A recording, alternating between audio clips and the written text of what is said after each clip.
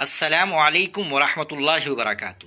ناظرین کرام، اتحاد ملت کونسل کے سربراہ مولانا توقیر رضا خان کو قانون کے محاذ پر ایک بہت بڑا جھٹکا لگا ہے۔ الہ آباد ہائی کورٹ نے توقیر رضا کی ضمانت کی درخواست کو یکسر مسترد کر دیا ہے۔ اس فیصلے کے بعد اب مولانا توقیر رضا خان کو فی الحال جیل میں رہنا ہوگا۔ آخر ہائی کورٹ نے اپنے فیصلے میں کیا کہا؟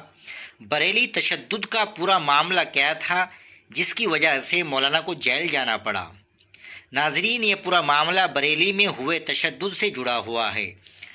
مولانا توقیر رضا نے بریلی کے باردری تھانے میں درج مقدمے کے سلسلے میں اپنی گرفتاری سے بچنے یا راحت پانے کے لیے الہ آباد ہائی کورٹ کا دروازہ کھٹکھٹایا تھا۔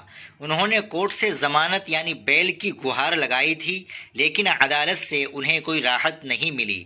الہ آباد ہائی کورٹ کے جسٹس اروند کمار سنگھ دیشوال کے سنگل بینچ نے اس معاملے کی سماعت کی اور فریقین کے دلائل سننے کے بعد مولانا توقیر رضا خان کی ضمانت کی عرضی کو خارج کر دیا۔ عدالت کا یہ فیصلہ توقیر رضا کے لیے ایک بہت بڑا قانونی دھچکا مانا جا رہا ہے۔ آئیے اب آپ کو بتاتے ہیں کہ پورا معاملہ شروع کہاں سے ہوا۔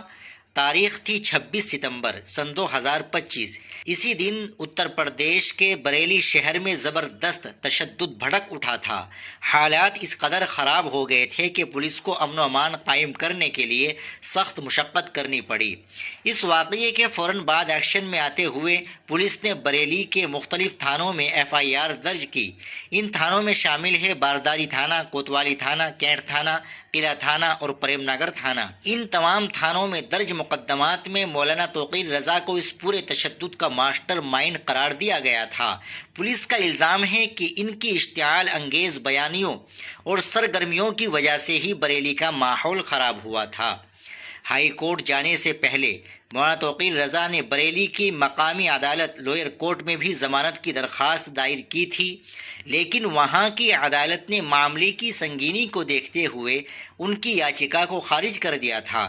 جب نچلی عدالت سے مایوسی ہاتھ لگی تو انہوں نے الہ آباد ہائی کورٹ کا رخ کیا، مگر یہاں بھی جسٹس اروند کمار سنگھ دیشوال کے بینچ نے پولیس کی رپورٹ اور شواہد کو مد نظر رکھتے ہوئے انہیں ضمانت دینے سے صاف انکار کر دیا۔